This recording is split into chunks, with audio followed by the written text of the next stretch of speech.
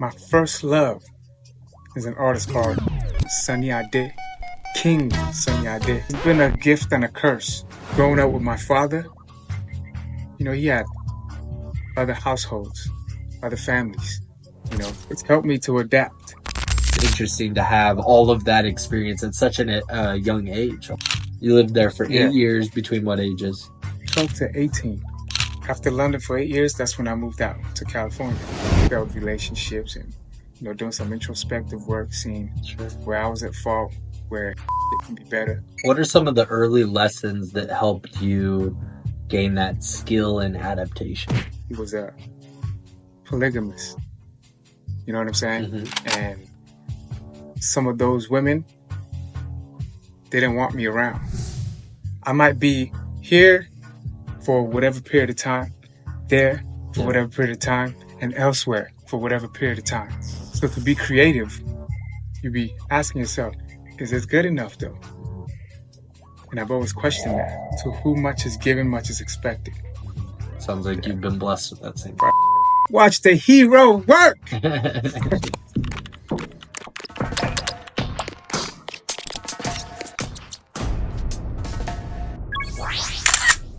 You lived there for 8 years. Between what ages?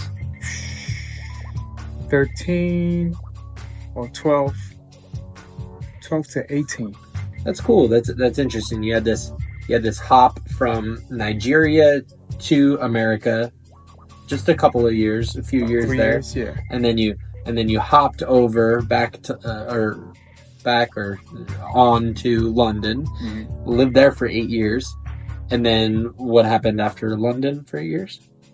After London for 8 years, that's when I moved out to California. To California when you were 18. 18. Wow, very cool. Yeah. So that's interesting. This like short period of travel to a destination, leaving, and then coming back. Right. I see the circle there, the cycle there. That it's interesting to have all of that experience at such a young age. A lot of people don't have a lot of travel experience up to 18 years old, but you had international travel early on in life. It's helped me to adapt. It's helped you to adapt to situations in life, to wherever I move to in life, mm-hmm. or wherever life moves me to. Mm-hmm. It's helped me to adapt. And even to build relationships. Mm-hmm. It's been easy for me to, receive people, or let me say, to meet people, right? Maybe not when I was young, to receive them where they're at in life, but it's helped me to cultivate, to be able to receive people now, mm-hmm. where they're at. Not now, but, eventually. Mm-hmm. You know what I'm saying?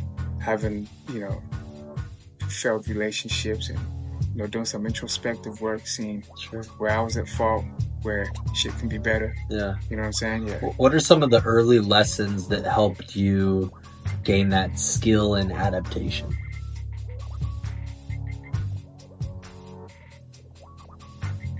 I guess any memories from childhood, or being in London or Nigeria, or what helped you be so adaptable? Not feeling like I was received as I felt I should have been received. And also growing up with my father, he had other households, other families. He was a polygamist. You know what I'm saying? Mm-hmm. And some of those women, they didn't want me around.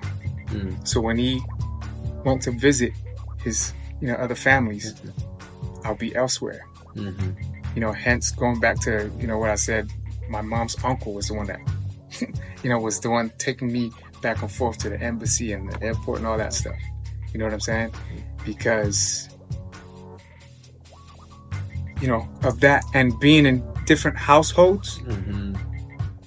I might be here for whatever period of time, there for whatever period of time, and elsewhere for whatever period of time.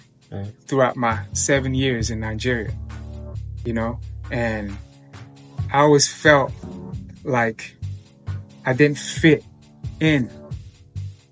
Even now, because you're kind of like pushed to. You're pushed to a new, like, oh, environment. you have to go over here because we're doing this over here.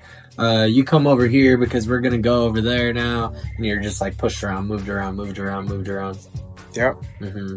You know, and that has helped me to be able to adapt. Yeah, that does instill a lesson of early adaptability in a child. Yeah. And I'm sure that has added immensely to your creative spirit, your creativity, your creative energy. It's been a gift and a curse. How so? Because, you know, sometimes, especially growing up, not feeling like I was accepted here, I didn't fit in there, and I gotta look here. You know, and then I gotta look elsewhere. I said it can fuck people up mentally, especially. So you ask, how so creatively? Not feeling like you fit in here, there, and there. It'll make you question your creativity, because growing up, I'll question why I don't fit in here. Why am I not accepted there? You know what I'm saying? Mm-hmm. So it creates some kind of self-esteem, right? That's low. Mm-hmm. So to be creative, you be asking yourself, is this good enough though? Mm-hmm. And I've always questioned that. I don't anymore. Yeah. You know, I don't anymore. Yeah, it has, in those early years, it's a curse of looking at your own self-worth. Is this valuable? Am I accepted here? Am I going to be able to integrate here? Will I be pushed out? Will I be shamed? Mm-hmm. True. Yeah. A good weight to bear, though, because it does so much for a person. Having known you as long as I have, it's done a lot for you. I know that to be sure. You know, and you know, like the saying goes. How does the saying go? To whom much is given, much is expected. You know what I'm saying? So that weight, that much that's given is the weight. You know what I'm saying? But if you can handle the weight, mm-hmm. you can give the much that's expected, because you're going to gain a lot from it. It's a great lesson in reauthoring your narrative of the adversity that you face in your life, that your adversity becomes something that has been given to you, for you, not crushed you with it. Correct, you know, right. It was a blessing as much as a curse. You know, at one chapter, at one stage, it was not great. You know, it's tough to grow at that stage, but it has made you who you are now, and that's it's a curse thing to be proud of. It's a curse if you can't survive it or handle it. Mm-hmm. You know what I'm saying? Yeah. So that's the curse part of it. Mm-hmm. But if you can, then it's the gift. Yeah. That's the gift part of it. Yeah. Some people are blessed with believing in their own agency, and their own ability to like navigate through all of those things. Sounds like you've been blessed with that same thing. Yeah. To where I'm not even, you know, I'm no longer afraid to lose it all. Because I know for what I've been through, that whatever I might lose is nothing compared to, you know, what's to be gained. Yeah. You know what I'm saying? You can build it all back. That's something really important for a hero, somebody's hero's quest, their journey. It's really important that everything that they accomplish as the hero in their narrative and stuff at some peak place where the story is at its peaking in the arc. That is where everything falls, and they rebuild it, sometimes just for the adventure of rebuilding it. just because you are that guy. Just because of that.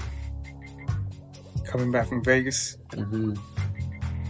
So, some material stuff. Absolutely. Lost. Absolutely, but it's no problem. Watch the hero work. For real. So, Afolabi, tell me about your musical influences. My first love is an artist called Sunny Ade, King Sunny Ade. I remember, being in Nigeria still, and there was some musical show that's like 106 in Park.